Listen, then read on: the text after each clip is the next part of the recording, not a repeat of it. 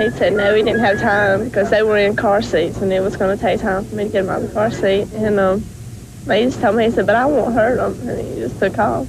But he had a gun, and my big thing is they were screaming, hollering, crying, and I'm just scared that he just lost his patience or something.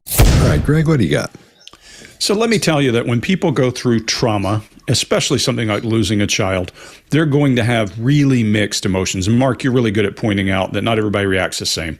I think what you see, though, is a lot of difficulty containing emotions. There will be things bleeding all over a person's face from under this kind of duress. There should be some negativity in their forehead and that kind of thing, but we can't tell you exactly what's going to happen. What we don't see usually in a person who has experienced what she has experienced is this normal kind of conversational tone, because there will at least be some stress to the voice and those kinds of things.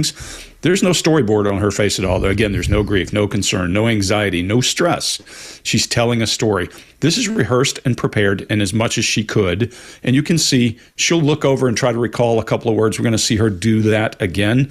And then she throws out details. Again, I always say, the truth doesn't need support, but lies love a crutch.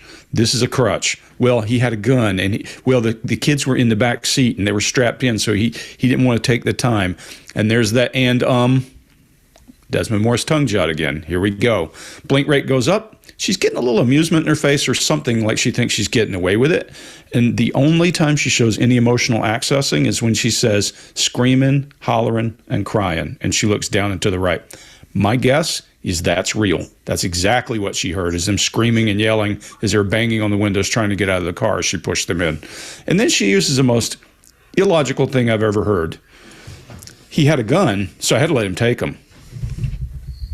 Okay, I'll leave it at that. Scott, what do you got? Yeah, I agree with you 100%. Listen to what she said. She's talking about this conversation she had with this guy. He said, he had a gun. He said he wouldn't hurt him. There's no conversation during things like that. If this happened this quickly and this guy's adrenaline, if this supposed guy, his adrenaline is going to be just through the roof, so is hers. And she's going to be trying to protect the children. She's not going to be trying to have this conversation about stopping him from taking the children. She's going to be saying, don't, no, those kind of things as she crawls back there and tries to protect the children.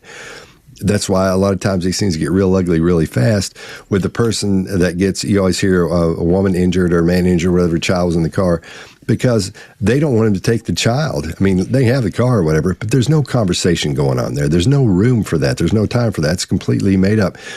And we're seeing confidence here, I believe, because she knows there's nothing that she can get in trouble for at this point. She's rehearsed this answer. You're right, Greg.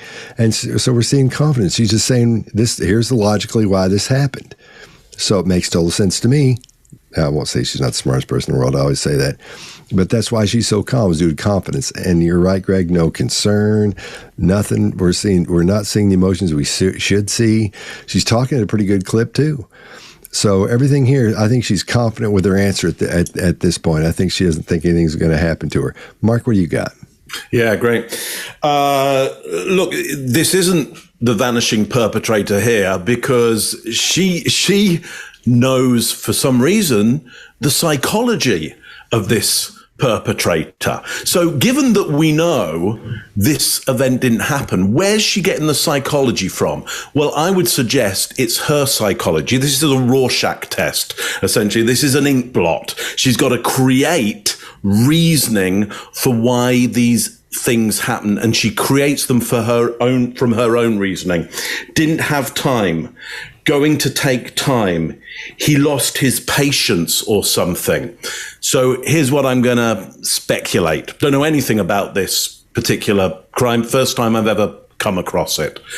There was some situation that was pushing her time, and therefore that's why she did this act, because she felt crushed by time and something had to happen quickly around this. We hear time stated again and again and again about a situation that didn't happen. She has to be getting that from what's at the forefront of her mind at the time, which is time and patience and running out of time in some way.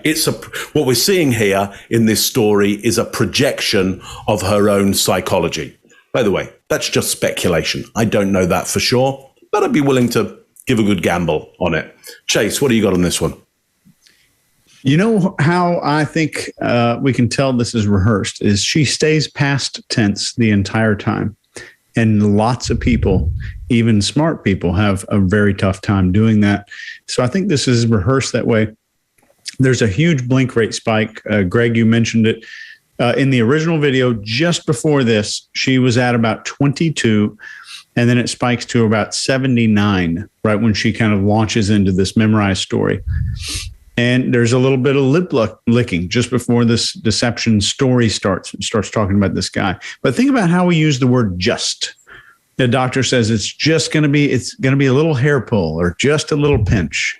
Or if I say, what'd you do on Tuesday? And you said, I just went to work. The word just means that's it.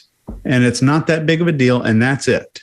And that's how we use the word just. So let me just give you a few instances of that here in this one clip. It's just let me take them. He just told me, just took off. Just let him, I can't remember what he said, but there's three more uses of the word just in here. I was just scared is what she said. And the whole entire thing, she's just using that over and over and over to say that's all there is, to make us just jump over. I've used it twice now, over that story as fast as we possibly can. So that's all I got on that one. Couldn't take them, and he said no, he didn't have time because they were in car seats, and it was going to take time for me to get them out of the car seat. And he just told me, he said, but I won't hurt them, and he just took off. But he had a gun, and my big thing is they were screaming, hollering, crying, and I'm just scared that he just lost his patience or something. If you like this video, get the full body language breakdown and analysis on our main channel by clicking this video right here.